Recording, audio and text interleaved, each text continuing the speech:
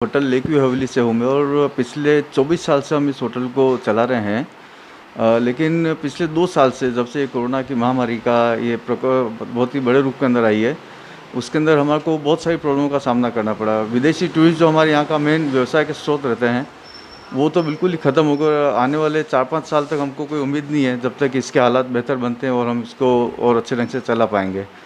और जो हमारे यहाँ के जो भी स्टाफ है, उसकी भी हमको बहुत बड़ी समस्या हमको झेलनी पड़ रही है। स्टाफ सारा जा चुका है, उनको हम सैलरी देते हैं तो भी वो नहीं रहते हैं। उन्होंने अपना कोई व्यवसाय या घर के उनको ये मन में एक ऐसा डर अभी है कि वो अपने घर वालों के साथ रहना चाहते हैं, अपने घर में जाना चाहते हैं, अपने गाँव लौटना चाहते हैं, वो सभी चले गए हैं। स्टाफ की आ रही है बहुत बड़ी समस्या है, व्यवसाय चल नहीं रहा है, ऊपर से बिजली का बिल, तरह-तरह के टैक्स।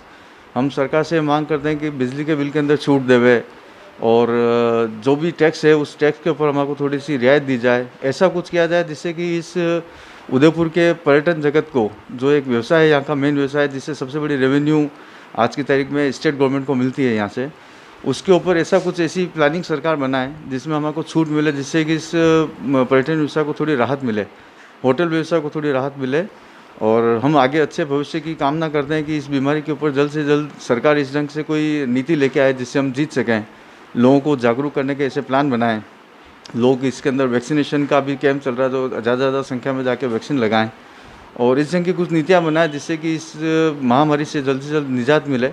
और राज्य सरकार भी हमारे बारे में ज़रा सोचे, होटल व्यवसाय के लिए ज़्यादा से ज़्यादा सोचे किस ढंग से उनको राहत पैकेज दिया जाए। इसी संदर्भ में सर, जैसा कि आपने बताया था कि आपकी सैलरी के देने के बावजूद भी कई लोग अपने गांव लौट चुके हैं, तो सर अगर ऐसा चला तो फिर आगे उदयपुर में टूरिज्म का क्या आगे डायरेक्शन हो सकता है, इसके बारे में कुछ अपने विचार बता सकते हैं? देखिए, कोई सा भी व्यवसाय होता है तो बिना स्टाफ के कोई कोई भी बिज़नेस नहीं चल सकता है। और जिस ढंग से आजकल होटल व्यवसाय के लिए कि स्टाफ की बहुत ही बड़ी समस्या अभी पिछले 2 साल से आ रही है।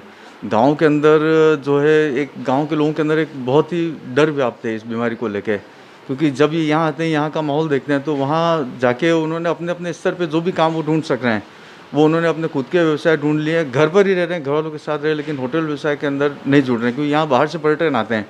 तो उनके मन में एक ऐसा डर है कि भाई यहाँ बाहर से लोग आ रहे हैं और हम यहाँ पे सेफ़ नहीं है। जबकि होटल व्यवसायी ने जैसे सैनिटाइज़र रख रखा है, डिस्टेंस का मेंटेन, जितनी भी उनकी प्रोटोकॉल है गवर्नमेंट के, उन सब की पालना करते हैं।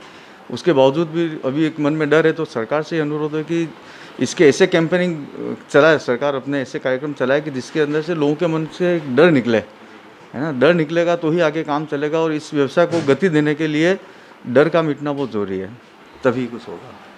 बहुत कुछ सर। हाँ सर, जैसा कि आपने बताया था कि सरकार को कुछ करना चाहिए, तो आपके मन में अगर कोई सजेशन हो कि सरकार को इस तरह से करना चाहिए कि जैसे कुछ उनको इस व्यवसाय के रिगार्डिंग कि टूरिज़्म, क्योंकि अगर टूरिज़्म ही ख़त्म हो गया तो उदयपुर तो ख़त्म ही हो जाएगा, क्योंकि उदयपुर टूरिज़्म के आधार पे ही अगर माना जाए तो वो एक टूरिज़्म उदयपुर की नींव है। तो अगर ऐसा कुछ सरकार की तरफ से अगर कुछ अगर आपकी निवेदन हो तो आप क्या करना चाहेंगे? सरकार का तो सबसे बड़ी बात है कि केंद्र और राज्य सरकार दोनों जब तक मिलकर एक तरह से नहीं सोचेंगे, तब तक कि ये इसकी कोई भी इसमें प्रगति नहीं आ सकती। अभी तक जो हो रहा है, दोनों सरकारें आपस में एक दूसरे पर राजनीति करती है और जनता पे ध्यान नहीं है। और टूरिज़्म उदयपुर के अंदर रीढ़ की हड्डी टूरिज़्म है। अगर आज उदयपुर से टूरिज़्म ख़त्म हो जाता है, जैसा कि पिछले 3-4 सालों से होता आ रहा है, और इन 2 सालों के अंदर जब से कोरोना का महामारी फैली है, तब तो ये बिल्कुल ही ख़त्म हो गया है। तो उदयपुर जो तीव्र गति से राजस्थान उसमें जो आगे था, वो बहुत पीछे आ गया है। और उसको वापस आगे लाने के लिए राजस्थान सरकार को ही सोचना पड़ेगा कि कैसे टूरिज़्म के बारे में सोच के गति दें, तो उदयपुर का भविष्य उज्जवल हो सकता है, वरना उदयपुर बहुत पीछे चला जाएगा। सर, आपकी होटल्स में जो लेबर है या स्टाफ है वो उदयपुर से हैं या बाहर के गांव से? नहीं, उदयपुर लोकल से भी हैं 2-4 स्टाफ, लेकिन जो मेन आता है वो आसपास के गांव से ही आता है। जैसे काया बलीचा से है, जाड़ोल साइड से है, गोमुता साइड से है, इधर से ही मेन स्टाफ, होटल इंडस्ट्री के जितने भी स्टाफ है वो इन्हीं इलाकों से आता है, जो मेन काम करता है। और जो रोपर है वो तो गांव से ही आते हैं। गांव के अंदर जब तक इस ढंग की जागरूकता अभियान नहीं चलाएंगे, जब तक कोरोना वैक्सीनेशन का काम नहीं होगा, तब तक कोई इसके अंदर वहाँ से लेबर आनी बहुत मुश्किल हो जाएगी, नहीं आ पाएगी।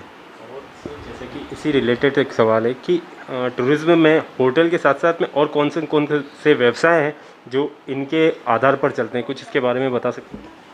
हैंडीक्राफ्ट का हो गया, कपड़ा व्यवसाय हो गया, ऑटो वाले हो गए, ऐसे बहुत सारे ऐसे व्यवसाय हैं जो उदयपुर के अंदर 80% जो भी व्यवसाय हैं लगभग आप मान के चलिए टूरिज़्म के दम पे चलते हैं।